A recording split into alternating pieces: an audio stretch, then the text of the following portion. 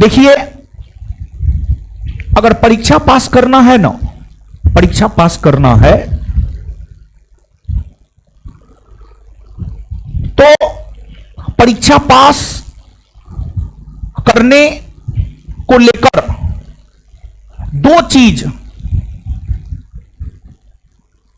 दो बात की समझ आपके भीतर होनी चाहिए। परीक्षा पास करने को लेकर जो दो बात की समझ आपके भीतर होनी चाहिए, एक सिलेबस की समझ, पाठ्यक्रम की समझ, और दूसरा क्वेश्चन बैंक पे पकड़। एक आपको सिलेबस की समझ होनी चाहिए। अगर आपको परीक्षा पास करना है तो सिलेबस की समझ होनी चाहिए। देखिए, बहुत सारे विद्यार्थी ऐसे होते हैं जो पटना आ जाते हैं, जनरल कंपटीशन की तैयारी करना शुरू कर देते हैं, लेकिन उनको पता ही नहीं होता है कि उनको क्या करना है और क्या नहीं करना है। और सबसे बड़ा चीज यही है। और जीवन में लक्ष्य हमेशा एक होना चाहिए, और उस लक्ष्य को प्राप्त करने के लिए आपको अपनी पूरी ताकत झोंक देनी चाहिए। तो आप इस बैच में आए हैं, कहीं ना कहीं आपका लक्ष्य है बिहार एसएससी इंटर स्तरीय परीक्षा पास करना। बीच में कई सारे भटकाव आएंगे, कभी आपको लगेगा होगा, कभी आपको लगेगा नहीं होगा, और यह चीज हर किसी को लगता है। जब आप तैयारी करेंगे तो तैयारी के दरमियान में यह चीज मैक्सिमम विद्यार्थी को लगता है होगा नहीं होगा। तो इन चीजों से घबराना नहीं है। एक लक्ष्य बना करके उस पर अडिग रहना है, उस पर अडिग रहना है। और बीच में लक्ष्य बदलिएगा नहीं।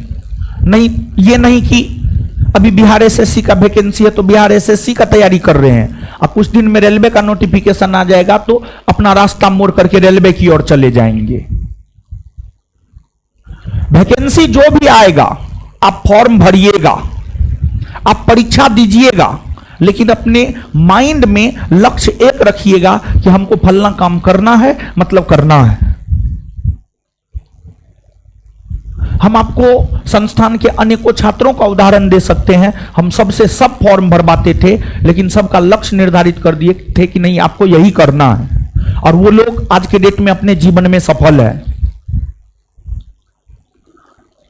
वैकेंसी का आना है, परीक्षा का होना है, लेकिन आपका लक्ष्य कभी नहीं बदलना चाहिए। असफलता का सबसे बड़ा कारण डिस्ट्रैक्शन होता है। मोबाइल को लेकर डिस्ट्रैक्शन, किताब को लेकर डिस्ट्रैक्शन, टीचर को लेकर डिस्ट्रैक्शन, स्टडी मटेरियल को लेकर डिस्ट्रैक्शन, प्रैक्टिस सेट को लेकर डिस्ट्रैक्शन।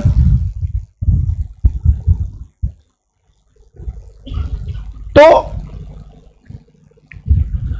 इन सभी डिस्ट्रैक्शनों से आपको बचना है और सीमित चीज पढ़ना है, और वैसा चीज पढ़ना है जिसके परीक्षा में आने की संभावना है। खैर वैसा पॉसिबल है नहीं 100% कि जो परीक्षा में आएगा वही आप पढ़िएगा। जो पिछला पूछा हुआ प्रश्न है उस प्रश्न को आधार बनाते हुए आपको पढ़ना होगा। तो अगर आपको परीक्षा पास करना है तो कुछ गुण आपके भीतर होनी चाहिए। पहला,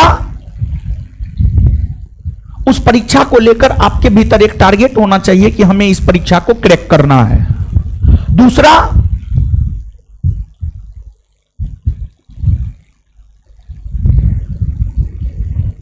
आपके भीतर मेहनत करने का एक भूख होना चाहिए। मेहनत करने का एक भूख होना चाहिए कि हमको मेहनत करना है।